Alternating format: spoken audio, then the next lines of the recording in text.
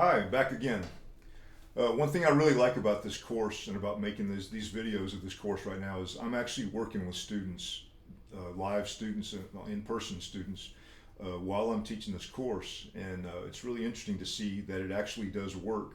And as I present the material to my students, they ask the right question, the next question that's just right in line with what I'm showing them. So that shows me that it works and that they're getting it.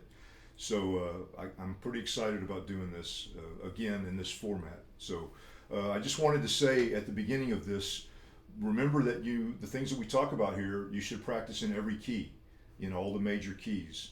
And eventually we'll talk about minor keys, but for now we're just dealing with major keys. So that means learn all your scales, all your major scales, and learn at least the 1-4-5 and 5-7 chords in every key. That means the cadences, as we talked about in the first lesson of this course.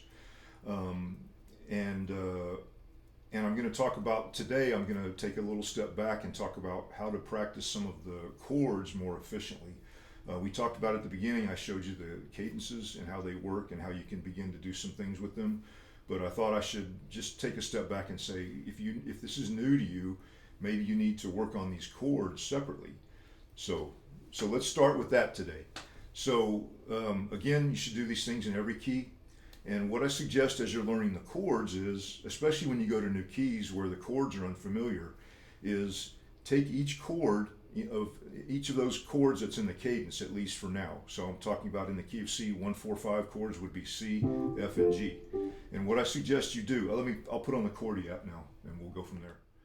So what I suggest you do is first of all, learn everything with both hands, but practice it hands separately.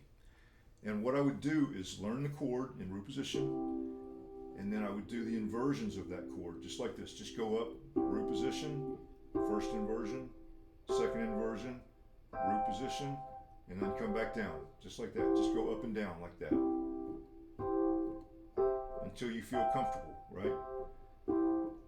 So you can do this with 1-4-5 chords in every key, or what I like to do, another way I like to do it is just go around the circle of fourths. So if you don't know the circle of fourths, I'll put a PDF on the Substack, and you'll be able to see it. It just means going around the circle, going from C to F to B flat, just going up in fourths. C, F, B flat, E flat, A flat, like that. You can just go around the circle. Since they're all major triads, you can just go around the circle of fourths and learn them that way. And there are ways to practice the voice leading using the circle of fourths too, but maybe we'll talk about that coming up. But for now, again, what I suggest is learn each chord, just take it from root position, up and down the inversions, and then I would practice the broken arpeggios of the chords. So that means this: I play C, E, G, then I go E, G, C, G, C, E, C, E, G, and then come down.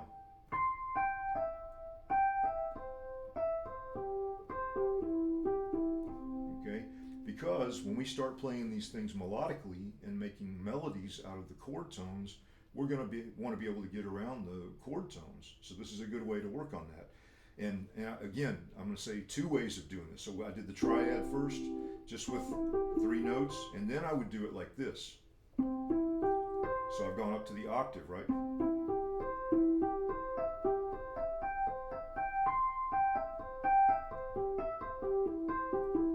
Okay, if you wanted to do, you could do 2 octaves if you wanted.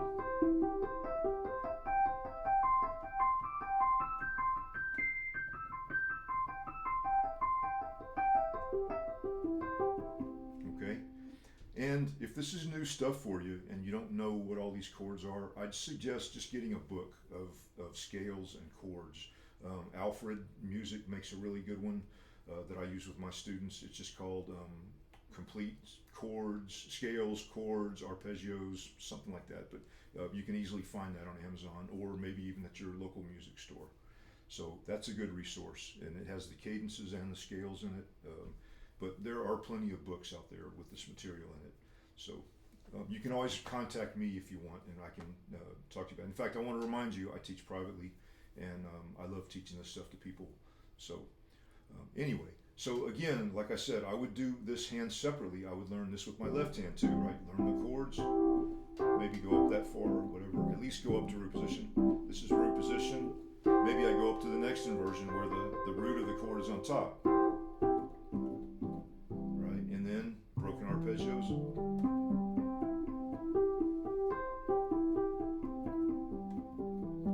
And then the broken arpeggio with the octave on top.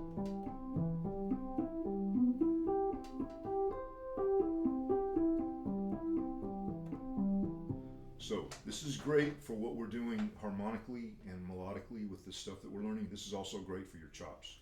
So if you want to work on your chops, your technique, these are all great things to practice.